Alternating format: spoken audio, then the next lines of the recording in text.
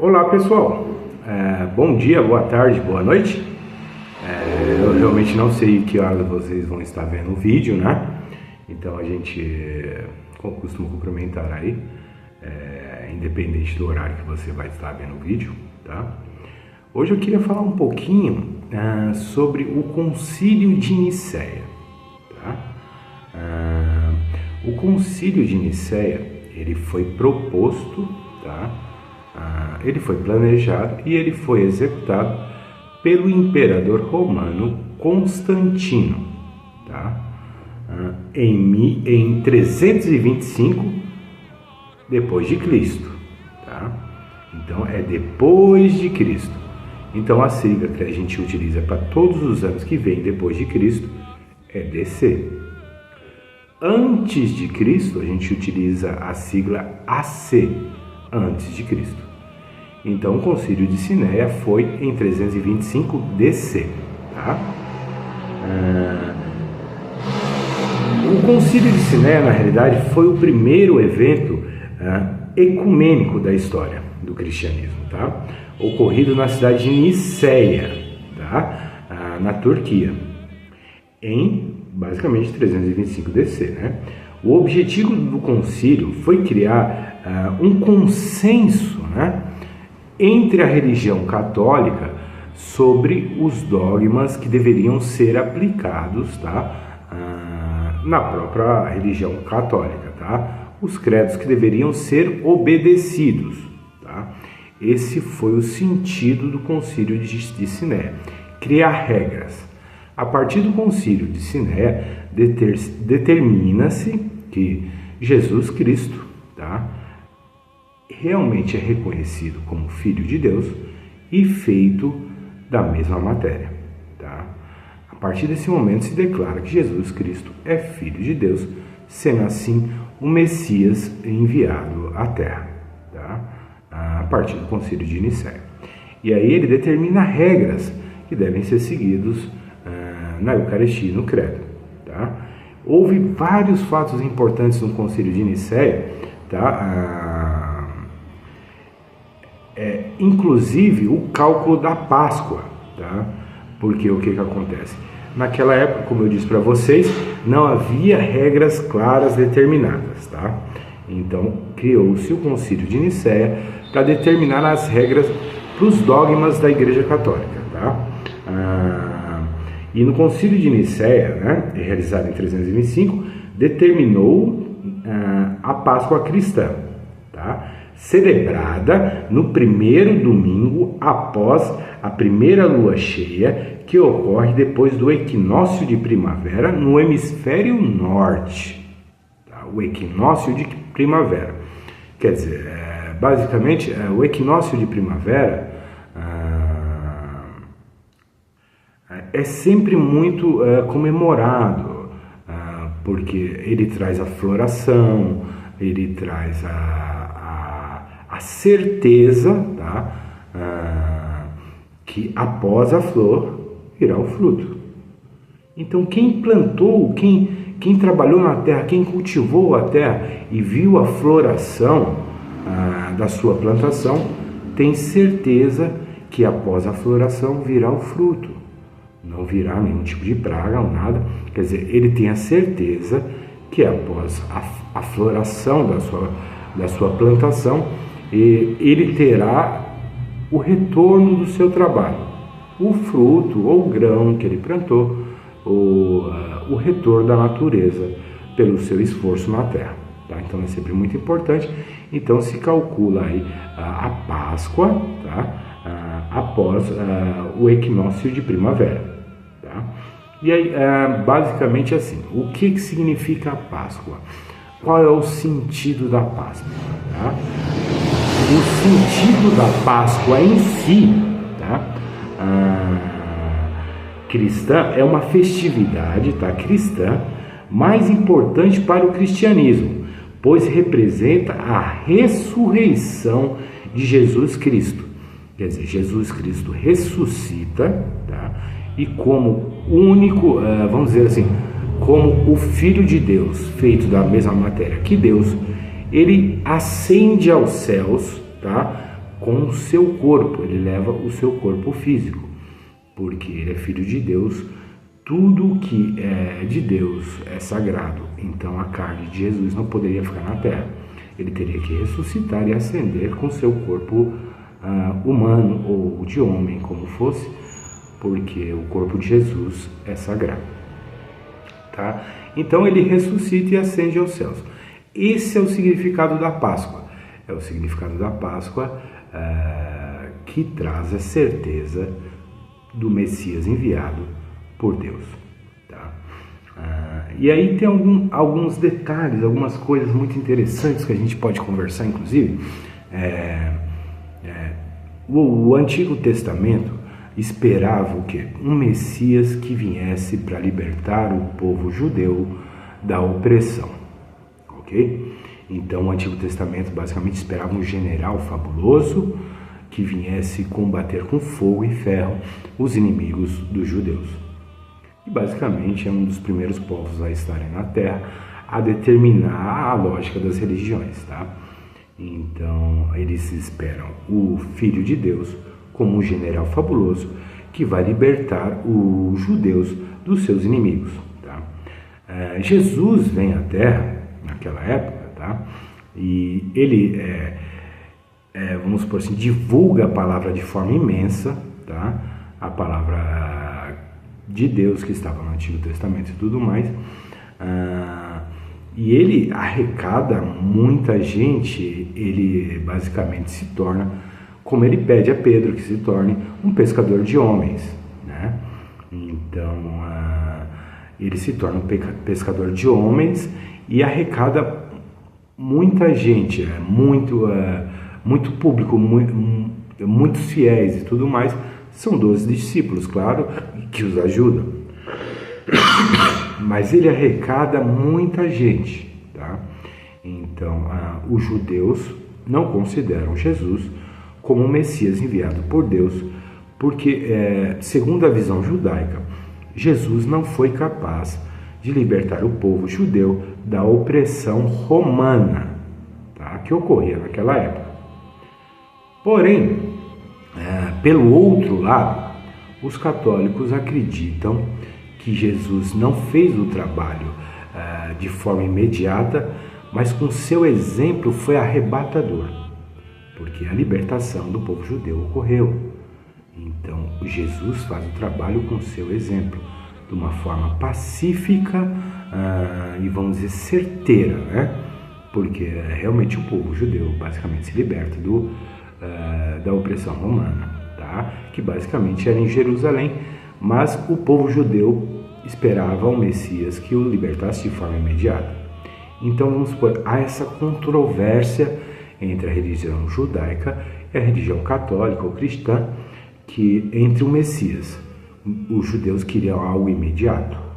Os católicos dizem que ele fez com seu exemplo de forma brutal e severa, mas levou um tempo. Então, há essa divergência em torno do Messias e em torno do cálculo da Páscoa. E o cálculo da Páscoa, basicamente, é a ressurreição do Filho de Deus, a ascensão dele de volta aos céus, ao reino do Senhor. Tá? E aí eu vou colocar o seguinte, as religiões são complicadas, tá? Eu posso dizer para você que eu verifiquei realmente a Bíblia e assim me parece exato, tá? Me parece uma ferramenta perfeita, como eu diria, uma ferramenta de organização social. A Bíblia é exata, tá? A Bíblia me parece que possui alguns cálculos matemáticos, alguns códigos que em toda a sua construção leva para um sentido exato. Então, você tem a Bíblia como uma ferramenta que, assim, olhando, analisando, me parece que ela foi calculada de forma matemática que leva a um evento certeiro, tá? Tanto o Antigo Testamento quanto o Novo, tá? A gente pode colocar que o pessoal mais antigo, eles não tinham tanta ferramenta, tanto conhecimento, mas assim, tudo que a gente vê que traz do Egito, até mesmo do Oriente Médio, de ferramentas e tudo mais, sempre parece exato, tá? Então, na minha opinião, tanto o Antigo quanto o Novo Testamento, eles são calculados de forma exata, que traz um resultado perfeito sobre a organização social, tá? Dito isso, vamos passar por mais alguns pontos aqui que eu acho interessante. Um ponto interessante é que o Constantino, né, o imperador romano, que basicamente inicia o primeiro concílio de Nicéia, tá? Ele se considera cristão, né? Porque em Roma basicamente havia várias religiões e, olhando do ponto da religião cristã, ele seria um pagão, tá? Basicamente, algumas histórias defendem que Constantino era pagão, né? Ele era pagão porque realmente ele não era batizado ainda pelo cristianismo, como João Batista fez com Jesus, né? João Batista, primo de Jesus, batiza Jesus, né? E aí ele dá início à tradição do batismo, né? Você se torna um cristão após o batismo, tá? Basicamente, o que acontece? Constantino, ele é batizado no seu leito de morte, tá? Em 337 DC, depois de Cristo, 22 de maio de 337, tá? No seu leito de morte, quando está morrendo, quando basicamente, pelos dogmas católicos, ele está recebendo a extrema-unção. Então ele só é batizado no seu leito de morte. Lembrando que o concílio de Siné em si, tá? Ele ocorre em 325, 325 depois de Cristo. Então Constantino ainda não era batizado como Jesus, iniciado nas águas por João Batista, ok? Então a gente vê um fato interessante. Constantino realmente só é batizado em 337 depois de Cristo, não quando ele inicia o concílio de Siné em 325, 337 para 325, há uma distância aí, né? Então, basicamente, quando ele inicia o concílio de Nicéia, ele é basicamente um pagão, né? Então, o concílio de Nicéia, vamos colocar o concílio de Nicéia, ele é basicamente um pagão quando inicia o concílio de Nicéia. E aí ele morre em 337 e aí sim ele é batizado. Bom, esse fato é para marcar, né? O interessante é que mesmo Constantino apoiando e levando à frente o cristianismo só se torna realmente a religião oficial de Roma em 380, tá? Pelo imperador Teodósio, com o Edito de Tessalônia, tá? Então, basicamente isso, o cristianismo só se torna religião oficial de Roma em 380, tá? Mesmo com todo o apoio de Constantino, porque basicamente o Império Romano tinha por lei, dogma ou até mesmo inteligência, vamos dizer assim, absorver, tá, a religião dos povos conquistados. O Império Romano era eclético e eles aceitavam diversas religiões. Eles não acreditavam em uma única religião, em uma religião principal, em uma religião oficial. Mas aí em 380 eles aceitam o cristianismo como religião oficial de Roma, tá? E aí, claro, a igreja, infelizmente, ela é de Jesus, é do nosso Senhor Deus, mas ela é feita por homens, tá? E os homens em si cometem erros, ok? Os homens, sim, os homens cometem erros, ok? Então vamos lá. Alguns erros fabulosos da Igreja Católica, eu vou citar apenas um, que vai dar menção a todos que foram cometidos, foi a queima na fogueira, tá, de Joana d'Arc. Joana d'Arc é considerada bruxa, tá? E na época da Inquisição ela foi utilizada como desculpa para queimar Joana d'Arc na fogueira. Agora vamos contar um pouco da história de Joana d'Arc e entender porque logo após o erro foi corrigido, ela foi canonizada e tornada santa, tá? Basicamente Joana d'Arc, tá? Eu acredito que a melhor e mais fabulosa, a mais impressionante general militar que eu já vi atuar, tá? Que eu li sobre a atuação dela, tá? Em batalhas. Por quê? O que ocorre? Joana d'Arc, na realidade, era uma general francesa, tá? Que arrecada em sua vila, que, vamos dizer assim, recruta, tá? Os camponeses para se juntar ao exército contra os ingleses. Na realidade, assim, França e Inglaterra, pela história, eles passaram a história guerreando, tá? Então, houve uma guerra chamada Guerra dos 100 Anos, tá? No qual era necessário defender o direito ao trono do rei Carlos VII, tá? Vamos só confirmar aqui o nome dele, mas é basicamente isso. Carlos VI. Uma correção é sempre boa. Não.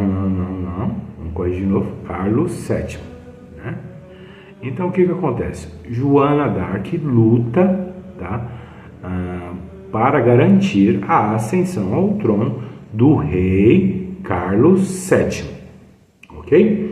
Então, e ela é fabulosa, porque basicamente as batalhas que ela trava, ela comanda o seu pequeno exército, os camponeses, ou até mesmo quando se junta ao grande exército, de forma fabulosa, porque ela orienta a tropa de forma genial.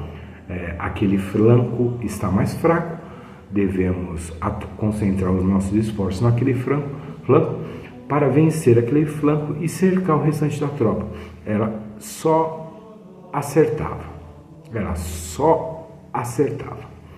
Então, tanto ela acerta, que ela ajuda Carlos VII a ascender ao trono. E aí, o que acontece? Houve o erro, no caso, né, que os ingleses acabam capturando Joana d'Arc e, como desculpa para executá-la, acusa ela de bruxa. Porque dizia que ela ouvia vozes como o arcanjo Gabriel, esse tipo de coisa.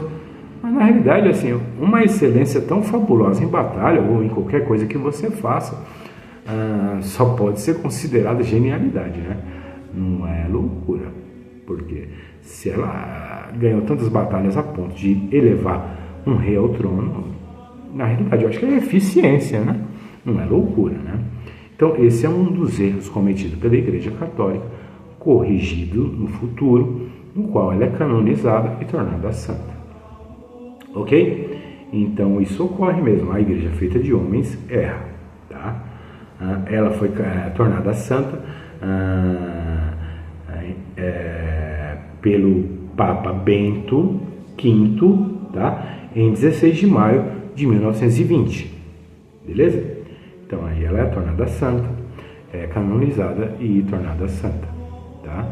Então o que a gente tem que entender? Os fundamentos da Igreja Católica, eles são patrocinados por Constantino, tá? No Concílio de Nicéia, em 325, aonde formata uma regra para o credo, ok?